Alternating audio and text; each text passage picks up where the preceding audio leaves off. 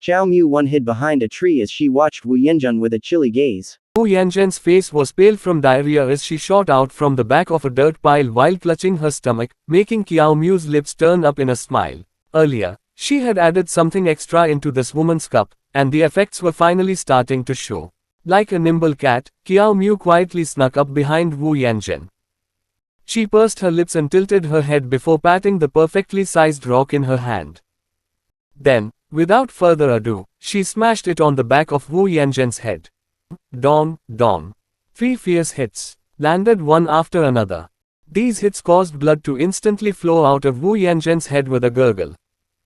Her eyes shot open in shock, and she fell onto the ground with a plop before she could even choke anything out. Since the spot she fell on also happened to be a slope, Qiao Mu didn't need to do anything else.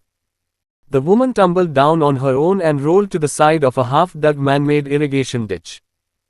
She laid unmoving as half of her face was soaked in the dirty mud. Qiao Mu languidly walked down the slope, then kneeled down next to Wu Yanzhen. She used both hands to grasp the woman's hair and fiercely pushed her down, shoving her face firmly into the mud. Qiao Mu still remembered how this woman had praised the rich family that was adopting her younger sister, Qiao Lin, to the skies. She remembered how this woman had embellished the charitable and benevolent qualities of that family when she had taken Qiao Lin away in her previous life. This woman made it seem like that rich family was akin to angels who had descended from the heavens to save humanity.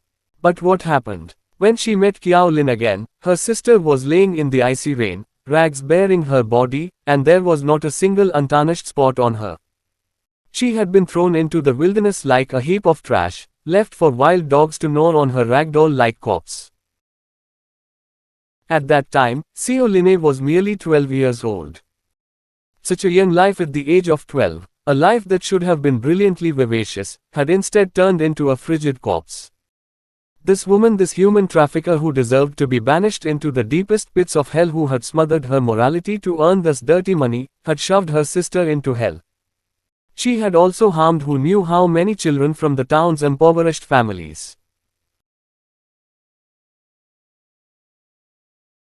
The woman beneath Qiao Mu hazily woke up while gasping for air, and she subconsciously started to struggle due to asphyxiation. A cold, creepy glint emitted from Qiao Mu's pitch-black eyes.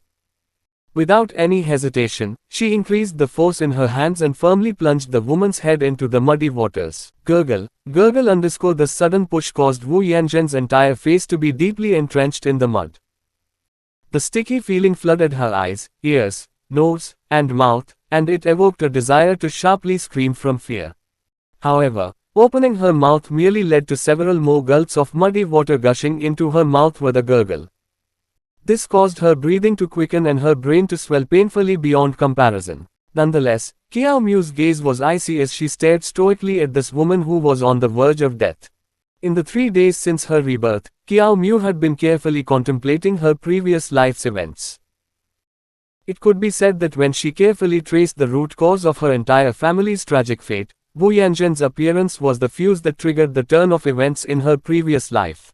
Whether it was her mother's passing caused by depression, her father's forced remarriage, her stepmother's deliberate negligence, her younger brother's rebellious and prodigal character, or her and her younger sister's miserable fates, it all had to do with this woman who was persistently struggling in the mud.